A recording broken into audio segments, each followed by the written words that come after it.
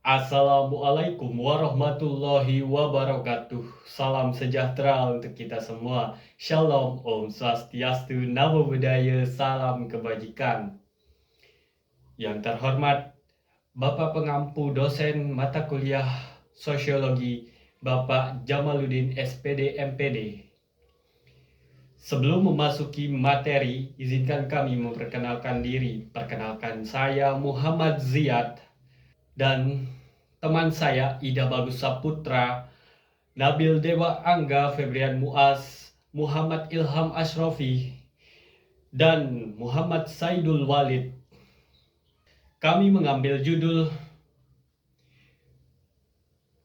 Peran Tokoh Masyarakat dalam Menangani Kenakalan Remaja di Desa Tanah Beak. Kenakalan remaja merupakan salah satu masalah sosial yang sering terjadi di berbagai daerah, termasuk di Tanah Beak. Fenomena ini tidak hanya mencakup tindak kriminal, tapi juga perilaku yang tidak sesuai dengan norma dan nilai yang berlaku di masyarakat. Kenakalan remaja di Tanah Beak telah menjadi perhatian serius karena dapat berdampak negatif pada perkembangan pribadi dan sosial para remaja, serta ketentraman dan keharmonisan masyarakat. Dalam menghadapi masalah ini, peran tokoh agama, peran tokoh masyarakat menjadi sangat penting.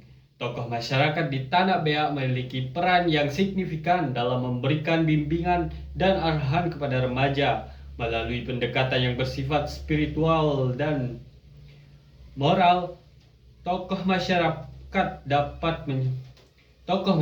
dapat menyentuh hati para remaja dan mengajak mereka untuk kembali ke jalan yang benar. Selain itu, tokoh masyarakat juga berperan dalam memberikan sosialisasi dan edukasi dalam masyarakat mengenai pentingnya pendidikan, moral, dan etika.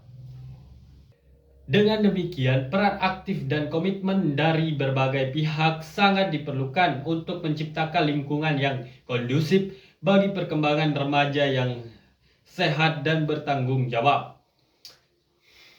Menyampaikan tentang temuan kita di Desa Tanah Beak. Yang pertama yang kita tanyakan Kepala Desa. Kepala Desa Tanah Beak berpendapat tentang kenakalan remaja yang ada di Desa Tanah Beak, seperti geng motor, pergaulan bebas, balap liar yang sering terjadi di sekitar jalanan dan Desa Tanah Beak. Dan banyak juga di Desa Tanah Beak itu bullying dari online, media sosial, hingga tawuran yang bisa terjadi antar desa yang lain. Kepala Desa Tanah Beak memberikan solusi tentang cara mengatasi kenakalan remaja saat ini masih terjadi, dengan cara memberi binaan, mengasih tahu kalangan remaja dengan baik, memberi pandangan positif bahwa yang dilakukannya itu tidak bagus. Itu saja. Terima kasih.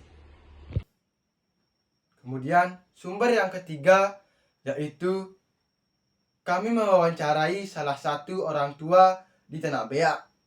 Ia menjelaskan bahwa kenakalan remaja di daerah ini masih tergolong wajar. Adapun bentuk kenakalannya seperti mabuk-mabukan, berjudi, dan menggunakan knalpot brong yang suaranya mengganggu warga sekitar. Kalau kenakalan remaja seperti penyalahgunaan narkoba atau tindak kriminal seperti pembunuhan, rasa saya tidak ada, ujarnya. Kemudian beliau juga menambahkan bahwa untuk mengurangi kenakalan remaja yang ada di Tanah Beak, warga sering mengadakan yang namanya pengajian dan ceramah setiap minggu. Tujuan dari kegiatan ini adalah untuk membimbing para remaja agar termotivasi untuk melakukan hal-hal positif. dan perlahan-lahan meninggalkan kebiasaan negatif. Kemudian dampak, yaitu dampak yang diakibatkan oleh kenakalan remaja. Ada beberapa, yaitu yang pertama, dampak ekonomi. Kenakalan remaja yang terlibat dalam perjudian seperti bermain slot memiliki dampak ekonomi yang signifikan, baik pada remaja itu sendiri maupun keluarganya. Beberapa poin yang dapat saya sampaikan seperti yang pertama, pengeluaran yang boros.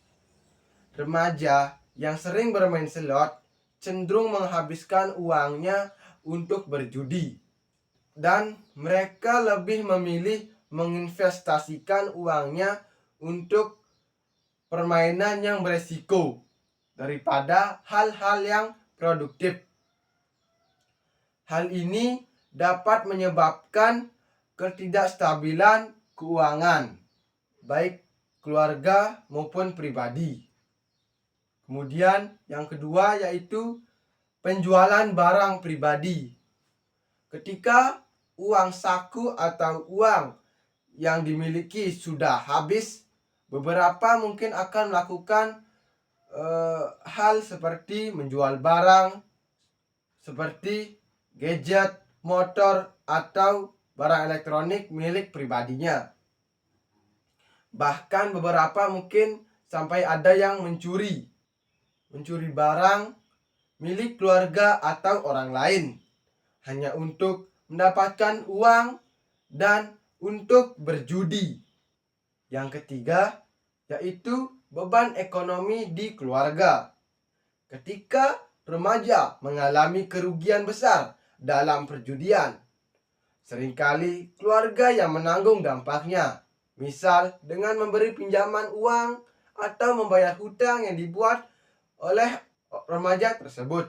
Baik, selanjutnya akan disampaikan oleh teman saya.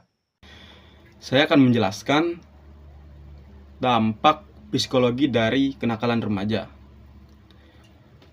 Kenakalan yang melibatkan mabuk, judi, dan tawuran juga mempengaruhi kondisi psikologis remaja tersebut. Ada beberapa aspek yang bisa dijelaskan adalah, yang pertama adalah kecanduan. Aktivitas seperti bermain slot, mabuk dapat menimbulkan kecanduan yang sangat berat dan sulit diatasi.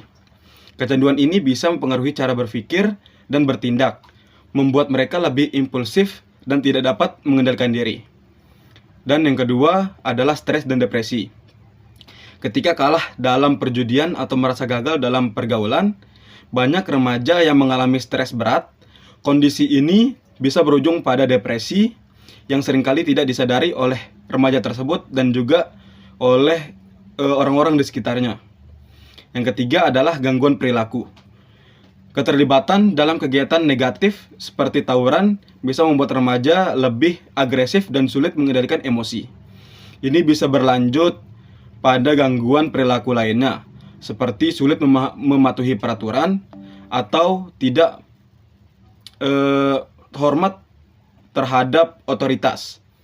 Kenakalan remaja ini tentu membutuhkan penanganan yang sangat tepat, lebih baik dari pendidikan, perhatian keluarga, hingga pendekatan sosial untuk mengurangi dampaknya terhadap masyarakat.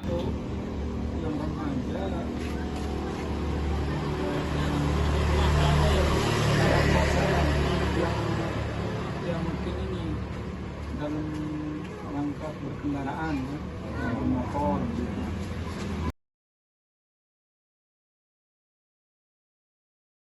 Menimbulkan dari kenakalan remaja di sekitar kami banyak sekali.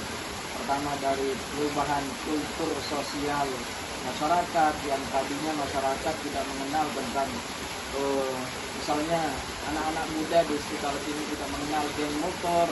Jadi dampak dari kami di sini, jadi anak-anak di sini itu mengenal namanya geng motor, itu yang pertama. Kemudian